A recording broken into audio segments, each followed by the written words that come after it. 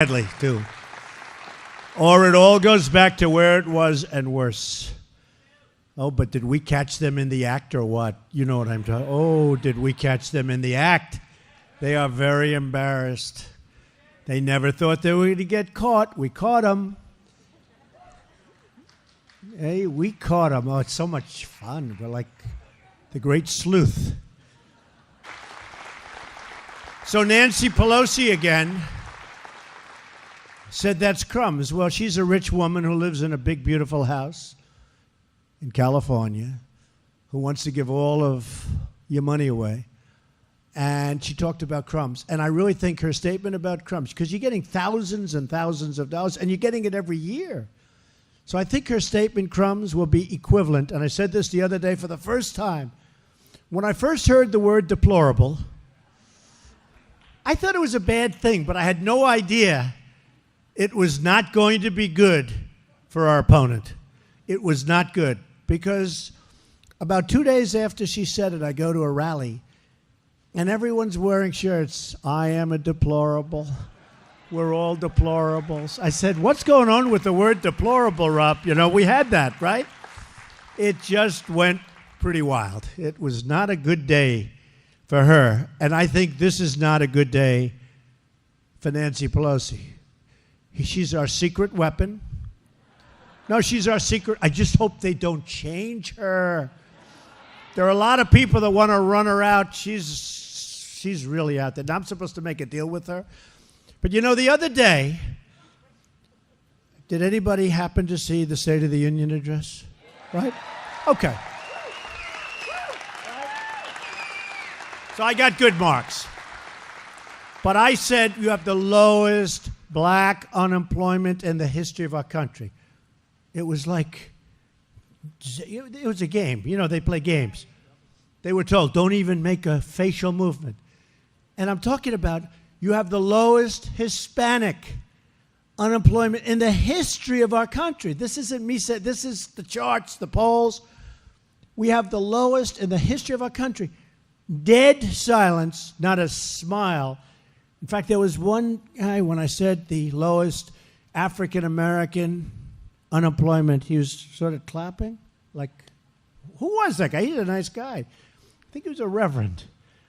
And he was, I wouldn't say it was exactly arousing, but he was putting his hands together.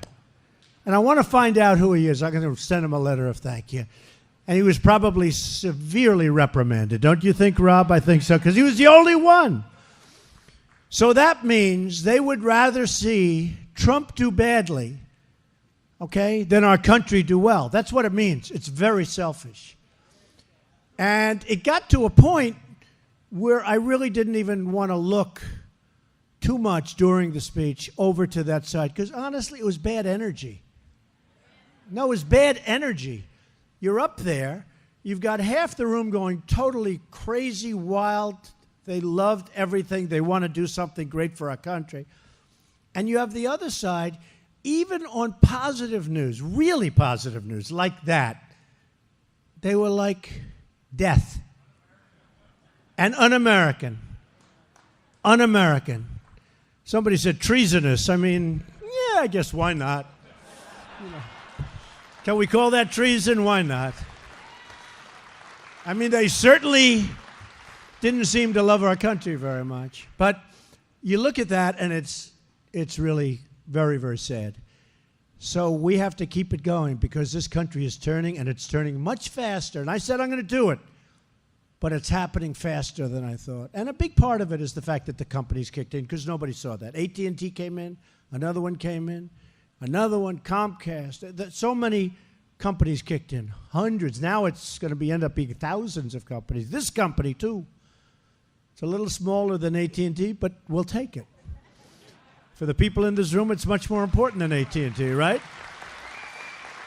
But great companies like this, and that's honestly, we said come February 1st, nobody's going to beat it, because you're going to get your checks and you're going to see you have more money, because they're taking a lot less taxes out of your check. And I just don't think that anybody can beat it. And Senator Brown voted against us and fought us like crazy. Okay, just remember that. He voted against you. Just when you go in there, he voted against you. Not good. Not good. So we've gone from being one of the highest tax countries anywhere in the world to being one of the most competitive, because when our workers have a level playing field, which they didn't have, they can compete and win against anyone in the world, and that goes for our companies.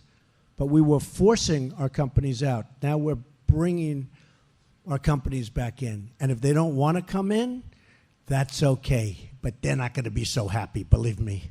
And I told you that a long time ago. It's not like the old days. And when our workers win, who really wins? Our country wins. Because we're all in this together. We're one team, one people, and one family. And we're saluting one great American flag. And everybody stood up yesterday. There was nobody kneeling at the beginning of the Super Bowl. We've made a lot of improvement, haven't we? That's a big improvement. And on top of that, it was a good game. So a lot of good things happened. But there was no kneeling before that Super Bowl. Today, we're thrilled to be joined by several business leaders who understand just how true all of the things that we're saying are.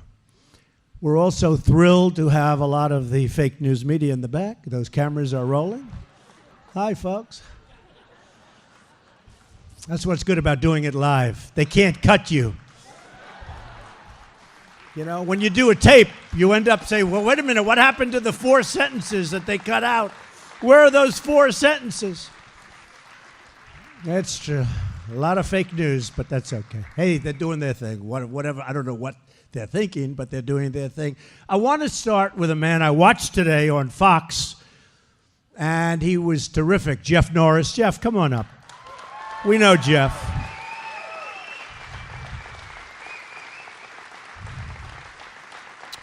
So we know every employee has already received a $1,000 bonus, and they've gotten a lot of tax, really lower tax, so they're doing a lot better. But Jeff, why don't you tell us a little bit more about your plans for the future of the company, and also what you have in mind for the money, which is going to be a lot, that you save on taxes. Thank you. Well, first of all, welcome everybody here, and it's such a blessing to have you here, President Trump. In all my years, you pray for a president like this that'll take care of the working class and businesses, and we finally have one here, and I'll talk about my stuff in a little bit. But we need to make sure that we support President Trump, especially in 2018.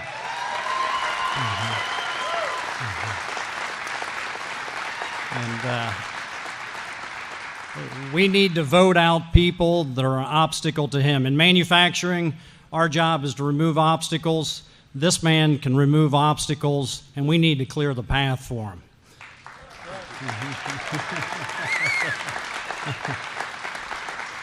What we plan on doing with the tax savings and investing in our people, our processes, and our equipment, and continue to try to make America great again. And like you said before, we've got the greatest workforce in the world. We just need a level playing field just a little closer. It doesn't have to be there, just a little closer, because our people can do it. And I'm just proud to have you as our president, and I wish you the best, and God bless you. Thank you, Mr. Trump. Thank you for doing such a good job. Thank you. I want to thank you for doing such a great job, too. Thank you.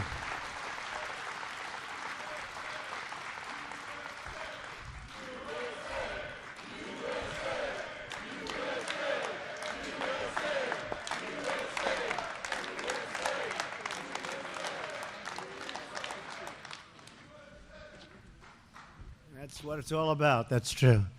Greg Carmichael is the CEO of Fifth Third Bancorp, big bank, which is headquartered right here in Cincinnati. Greg, please step up. Tell us what you're doing with respect to all of